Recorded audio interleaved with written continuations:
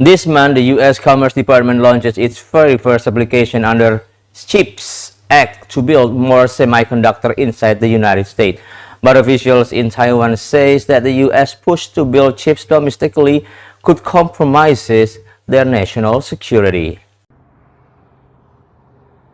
Taiwan Semiconductor is building its second U.S. facility in Arizona, but Washington is calling for new applications to build an additional 2 locations for semiconductor research, development, and production inside the United States. Under the CHIPS Act, $39 billion in manufacturing incentives are up for grabs. Fundamentally, it's about making sure that we make the chips that we need on our shores and fuel the innovation that we need to fuel in America, so that we can have the moral authority and technological authority to lead in the world and maintain our national security. But Taiwanese officials worry that U.S. national security may come at a cost to their own. President Tsai Ing-wen refers to the semiconductor factories inside Taiwan as a so-called silicon shield, protecting the self-ruled island from a potential Chinese invasion. Taiwan Semiconductor's founder, Morris Chang, explains in this 60 Minutes interview. Well, it means that perhaps because our company provides a lot of chips to the world, maybe somebody will refrain from attacking it. If that person's priority is for economic well-being, I think they will refrain from attacking. Around the world, nations are pushing to expand the semiconductor supply chain. In January, Taiwan Semiconductor announced it is considering adding plants in Japan and Europe. That same month, Taiwan's government passed its own version of a CHIPS Act in an effort to maintain the silicon shield. This new Taiwanese CHIPS Act is really Taiwan's answer to try to balance producing chips outside of Taiwan with ensuring that it doesn't go completely outside of Taiwan and that they maintain their cutting edge. Andrea Visky of the Stimson Center in Washington says there's also evidence that Washington wants to protect the silicon shield.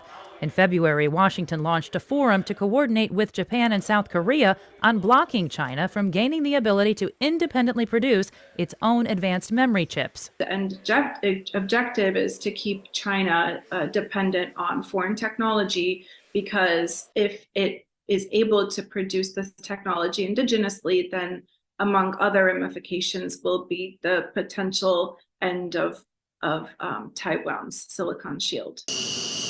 Perhaps the most prominent sign of Washington's support, though, is the uptick in military aid to Taiwan. Just last year, we notified 13 different sales to Taiwan, which is the largest single number of notifications for Taiwan in the last 20 years. In early March, the Biden administration approved the sale of $619 million in new munitions to Taiwan. The 2022 Taiwan Policy Act also provides an additional $10 billion in loans to purchase weapons. Jessica Stone, VOA News, Washington. The entire roof of a Crestline, California grocery store collapsed under the weight of snow. No one was inside the store when the roof caved in at dawn. The community is reeling as the supermarket was its only source of food. Community members told the local media that they were pulling food to keep senior residents fed. The Red Suitcase, a short film by Iranian-born filmmaker Cyrus Neshat, will compete for an Oscar at the Academy Awards. The director and his star tell VOA's Michael Sullivan that the film looks at the young woman's struggle to determine her own future. What is in your luggage? A 16-year-old arrives in the Luxembourg airport, coming from Iran, to marry a man she has never met, as she clings to all she owns in a red suitcase. In a fateful move, she removes her hijab, or head covering, rejecting the strictures of her old life. The film is not an argument against wearing the hijab, says director Cyrus Neshvad, but against social norms that give men the right to determine what a woman wears, and in some cases, the man that she will marry. It means the woman has no right, and the men are powerful. The girl is lost in the airport, frightened and alone, pursued by the man searching for his intended bride. Which is like a prison for her, interior prison. So I decided to take big lenses, anamorphic lenses, to show the space very big, because the bigger we show the space, the more we feel her loneliness. And her desperation. The young actress, Noëlle Avad, is French, from a family of North African background, but she says young women everywhere ask the same question. When can I access my freedom, especially when you come from such an authoritarian regime that oppresses women? This is when I make my own choices. That's the point of the film. That's the choice she's going to make in the end. The film was shot before news hit the headlines of the brutal crackdowns by the Iranian regime against women protesters, says the Iranian-born director. But when we were finishing the movie, slowly this was happening in Iran. So people were coming to me and said, how did you knew about all this? Yeah? And I wanted to say, for you it was new. We knew this. The film became more meaningful in light of real events, says the actress.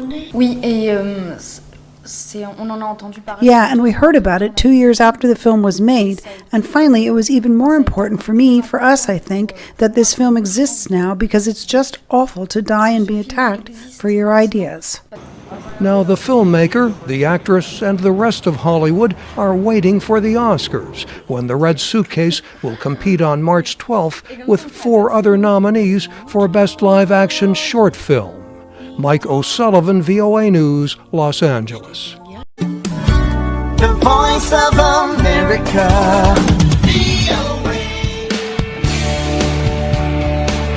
My sincere thank you for you that tuning into MLINE Top 3 Updates powered by VOA, Voice of America. The name is Mirzawardana. I wish you